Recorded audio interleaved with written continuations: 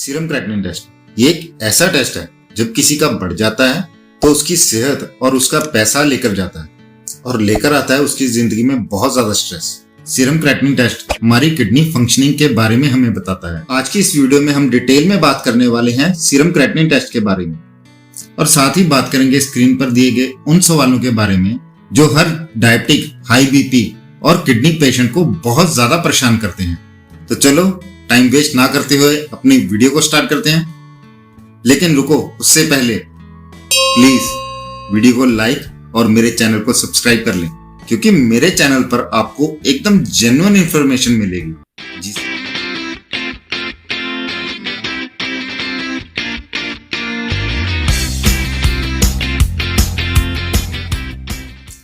सबसे पहला question, creatinine क्या है, यह हमारी बॉडी में कैसे बनता है और इसकी नॉर्मल रेंज क्या है।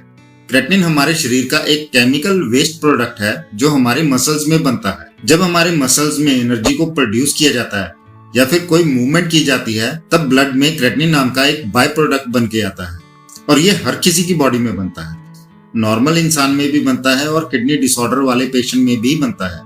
बस फर्क सिर्फ इतना है कि नॉर्मल इंसान की किडनीज क्रेटिनिन को पेशाब के रास्ते से बाहर निकाल पाती हैं, लेकिन किडनी डिसऑर्डर में किडनीज जो हैं वो क्रेटिनिन को पेशाब के रास्ते बाहर नहीं निकाल पाती हैं, जिससे उनके ब्लड में क्रेटिनिन की मात्रा बढ़ जाती है। नॉर्मली मेल्स में क्रेटिनिन की मात्रा 0.7 से 1.4 मिलीग्राम पर डेसीलीटर रहती है और फीमेल्स में 0.7 से 1.2 मिलीग्राम पर डेसीलीटर तक रहती है। तो अगर तो 0.7 से 1.4 या 0.7 से 1.2 के बीच में आपकी क्रेटिनिन की वैल्यू है तो इसका मतलब है कि आपका किडनी फंक्शनिंग जो है वो नॉर्मल चल रहा है। सेकंड क्वेश्चन, क्या क्रेटिनिन बढ़ने का मतलब किडनी खराब होना है?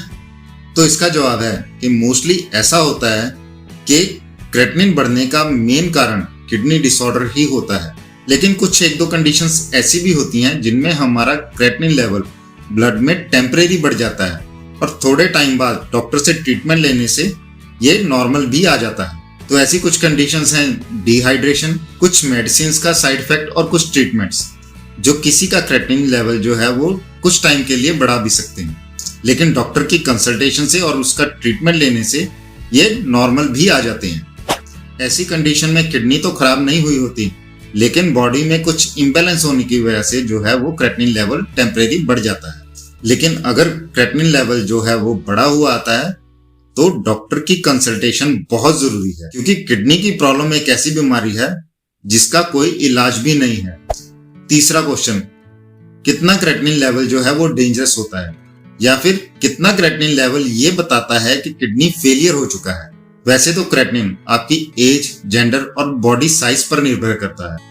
अगर सीरम क्रेटिनिन की मात्रा नॉर्मल रेंज से ऊपर गई तो इसका मतलब किडनी में कोई ना कोई खराबी जरूर हुई है। एक बार अगर किडनी खराब होना शुरू हो जाए तो उसको दोबारा से रिपेयर भी नहीं किया जा सकता है, लेकिन अगर हम किडनी डिसऑर्डर को अर्ली स्टेजेस पर पकड़ लें तो हम बीमारी की बढ़ने की स्पीड को स्लो जरूर कर सकते हैं। तो इसका मतलब अगर हमारा serum creatinine level normal range से ऊपर जा रहा है तो ये हमारे लिए खतरनाक है।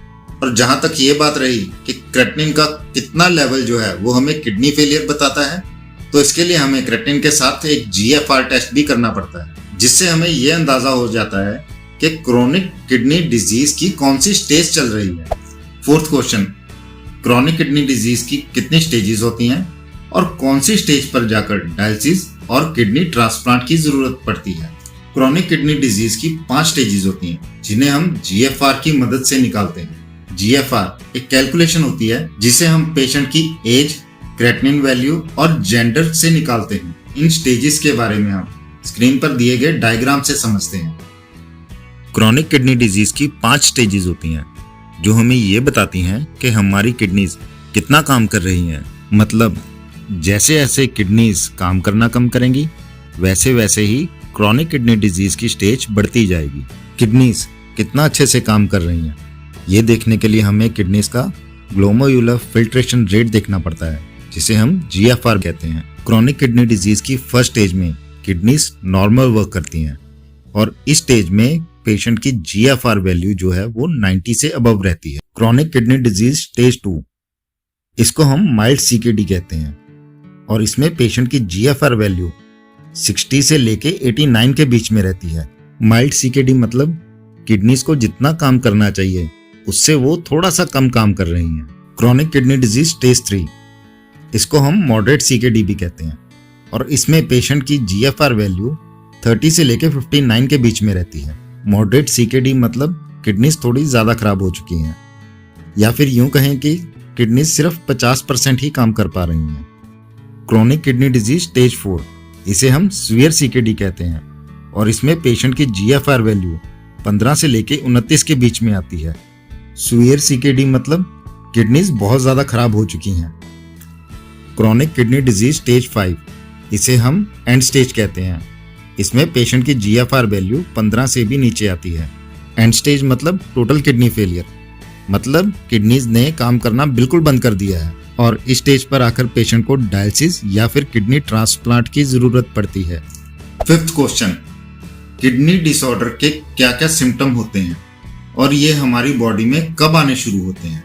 क्रॉनिक किडनी डिजीज की अर्ली स्टेजेस में किडनी कोई खास सिम्टम नहीं देती है, लेकिन जैसे जैसे ब्लड में क्रेटिनिन की मात्रा बढ़ती रहती है वैसे वैसे हमारी बॉडी जो है वो कुछ ना कुछ सिम्टम्स हमें देना शुरू कर देती है।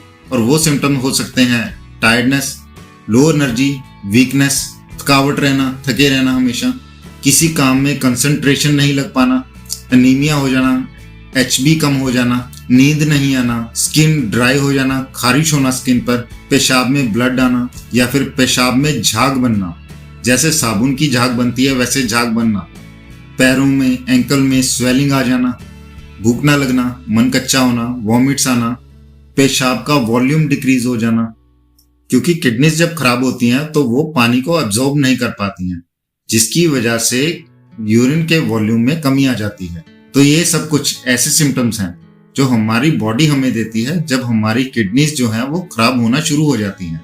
और अगर आप क्रॉनिक किडनी डिजीज के बारे में डिटेल में जानना चाहते हैं तो ऊपर आई बटन में एक लिंक है, उसको क्लिक कर आप मेरी दूसरी वीडियो देख सकते हैं जिसमें क्रॉनिक किडनी डिजीज के बारे में डिटेल इंफॉर्मेशन है।